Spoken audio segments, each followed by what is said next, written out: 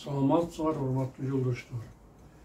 Бүгүн биз силер менен кайрадан кыргыз элинин Манас баатырлык эпосу жөнүндөгү көрсөтүүлөрүбүздү улантабыз. Мен сизге мурда айткандай, мен Сагынбай Орозбаковдун вариантынын негизинде 5 томдуу кара сөз түрүндөгү Манас романын жазганмын. Азыр силер көрүп тургандай, бул китептер силердин көз алдыңарда турат.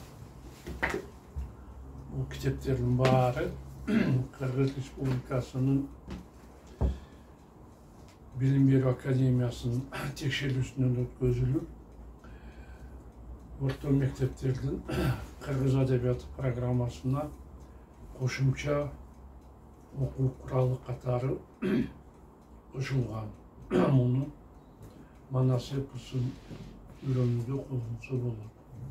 Ошондой эле мен окуучуларга жеңил болсун үчүн дагы 8-11 класстын окуучулары үчүн жумушчу дептерди түздүм. Бул дептерлер дагы азыркы учурда кыргыз адабияты программасына кошулган. Мындан тышкары азыркы учурда мен эпостун 2 бөлүгү болгон Семетей боюнча роман жазып, азыр 1 том жазып бүттүм. Азыркы учурда 2 томду үстүнөн иштеп жатам. Өзүбүздүн баатырлык эпосубузду мындан ары жайылтуу максатында мен 5 том романымды толук бойдон орус тилине котордум. Жана азыркы учурда мына YouTube каналынан өзүмдүн романым жөнүндө көрсөтүүлөрүм 3 айдан ашык убакыттан бери көрсөтүп жатам. Бул көрсөтүүлөр азыр кыргызча жана ошондой эле орус тилинде чыгып жатат. Орус тилиндеги көрсөтүүлөр, видеороликтер дүйнөнүн 112 тилиндеги субтитр менен коштолуп жатат. Мунун өзү азыр каалаган адам кайсы жерде болбосун, дүйнөнүн кайсы жеринде жашабасын, биздин баатырлык эпосу жөнүндөгү романды өзүнүн каалаган тилинде окуса, көрсө болот дегенди түшүнөт. Мына мен кыскача айтайын дегеним ушул. Эми силердин уруксатыңар менен мен өзүмдүн романымды окууну улантсам.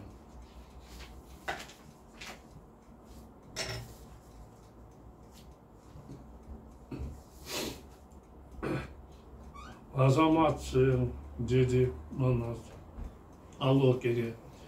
Эми сенин анжанда калып өтүнчүң жөнүндө сүйлөшөлү. Мен бул ниетиңе каршы эмесмин. Бирок сен башкы балаң Боокени жана Коңгуроолубай деген агаңдын кош абыш аттуулугун мага бер. Ал сөзүмө көнбөсөң, мен башыңа салам акыр заманды, түптүз кылам калааңды деп Манас күркүрөгөндө анын жалына чыдабай 6 дуудуунун Алокенин тула бою дүркүрөдү. Бул жер курткан бурут эмне деп өзүрөп жатат деп эси чыкты кандын.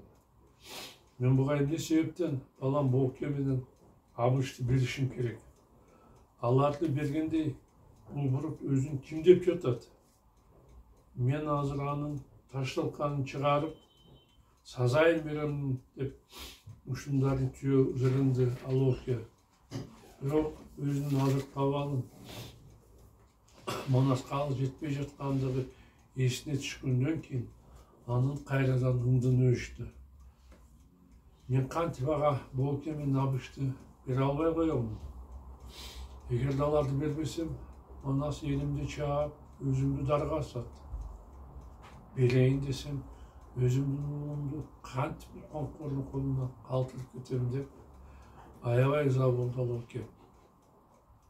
Ары ойлонуп, бери ойлонуп, кан акырында балдарын Манаска берерден мурда өзүнүн ордосун күнү түнү кайтарып турган 400 балбанына үміттенді. Алардың әрбір аябай күшті, батыр жігіттері. Бәлкім, ұшы балбандардың Манасқалы жетеді деп үмітті ойланды Алоке. Егер де алар бұл батырдың ебі тап өлтіріп ташыса, барымыз чоң бәледен құтылатын еді. Алокеге екі баланы беру талабын айтқандан кейін Манас орданы қайтарып тұрған 400 балбанға басып барғанда ала қырғыздың айбатына сүріні аябай таңғалышты. Балбандардың ішіндегі сары жүзді, көздері қуыш, ұзын бойлы, өгістей далдайған ұлаңгүл жолдаштарының Манасы сұқтану менен қарап жатқанына ыза болды. Емнеге бары селейіп, қырғызы қарап қалышты. Жini келді Қытайдың. Манас балбан болса болғандыр.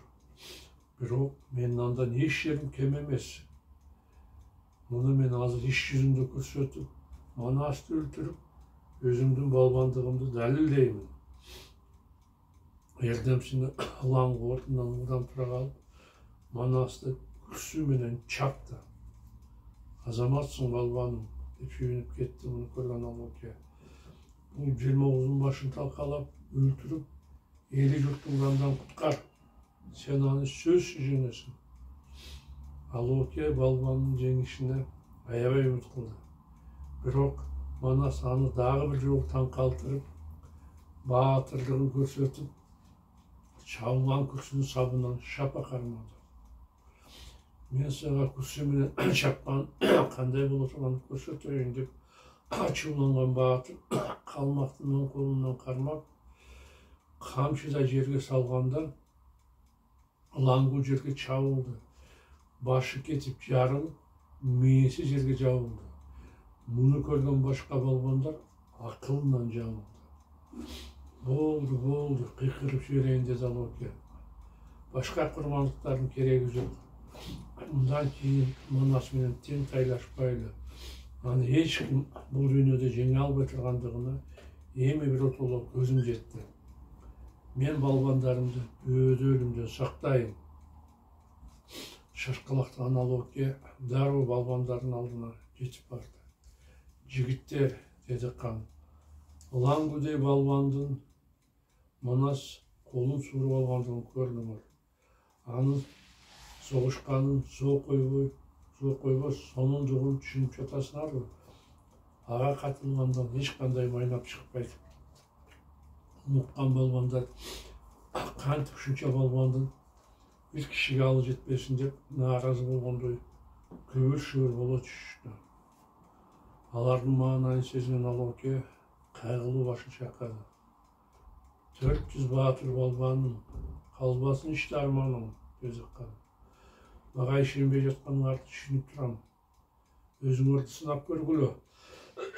Қашыңардағы Манасты көзіңерді жалуға, көптеп тұрып қармағылы.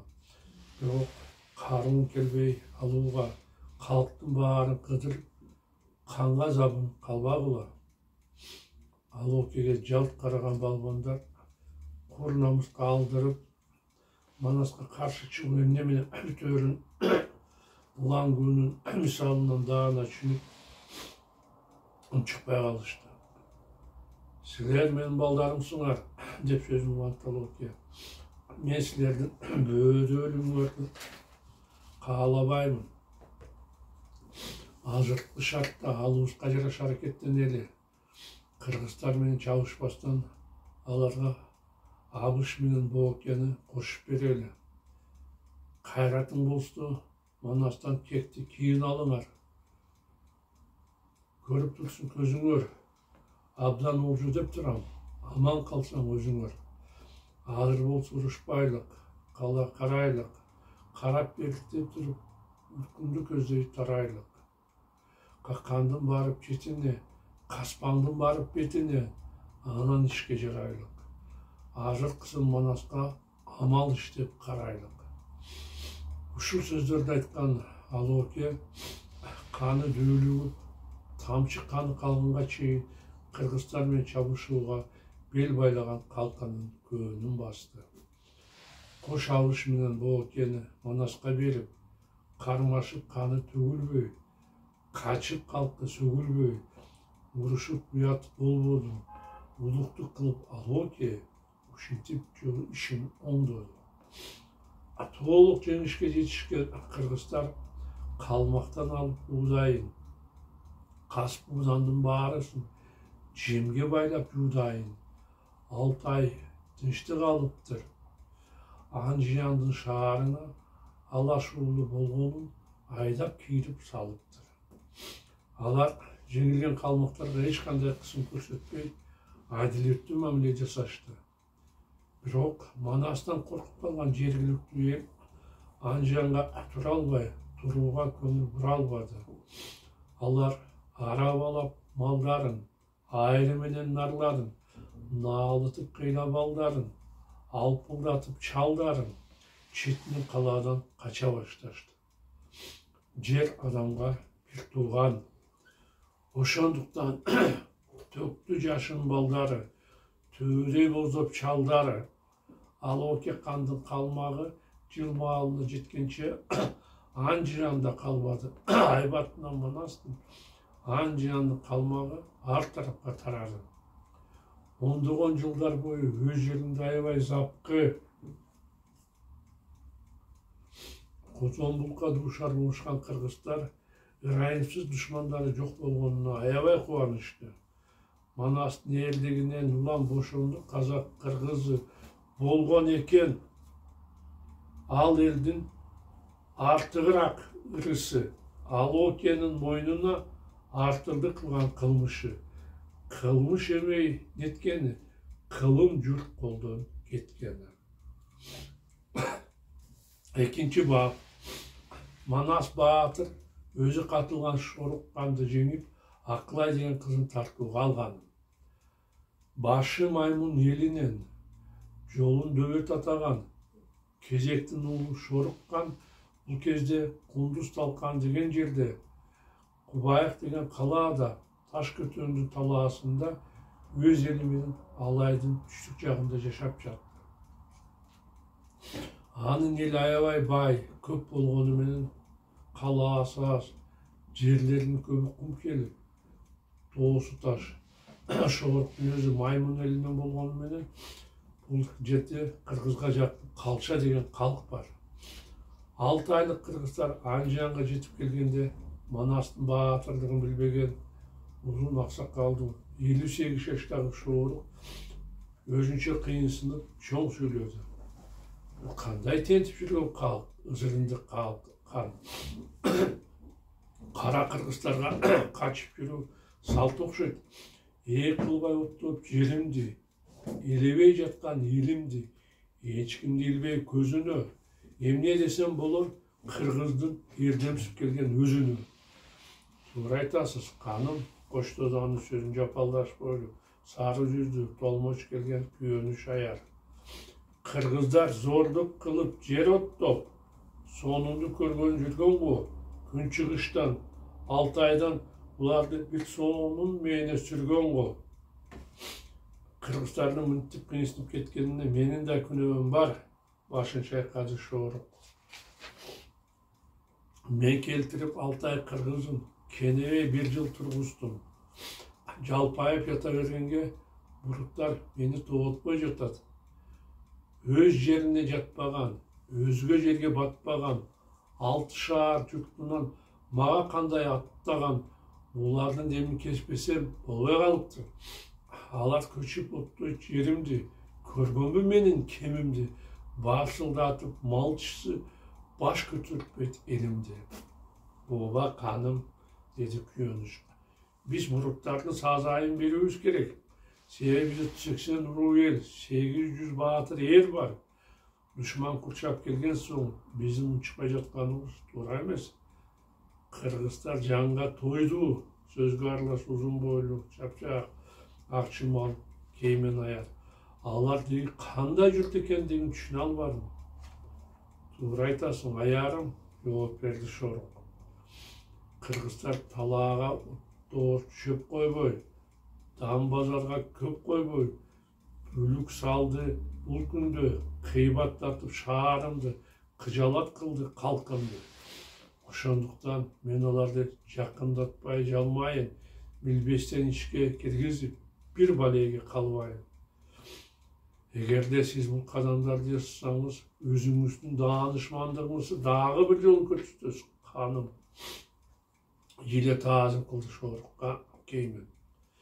Жериме баатырсынып келген буруттун кыйындыгын карачы. Ого өтөр ачууланда алтын тааж жан шорук. Жаны келген кыргыздын чаап четин тойлойын. Алардан жылкы бөлөйүн. Кытайдан качкан кызалактын кыйындыгын көрөйүн. Үйүр кылбай боюма, келтирбей кенер оюна, жакын чаап алайын. Жакындатпай ушуну жазатып кууп салайын. Ушундай кылсаңыз, элиңиз сизге ыраазы болот, жооп берди күйөнүш. Мен аскерди жыйнап, кысмактуу каттуу кылайын. Кыйыкты кылган кыргызды кылычка салып кырайын. Кызылдан ары өткөрүп, кыр ашырып тынайын. Кошун алып жүрөйүн, аягын өйдө түрөйүн. Айдап тоодон ашырып, алайды көздөй сүрөйүн. Мына урматтуу жолдоштор, биздин көрсөтүү соңуна чыкты. Мен силер менен коштошомун. Кайрадан жолугушканча саламатта болуңар.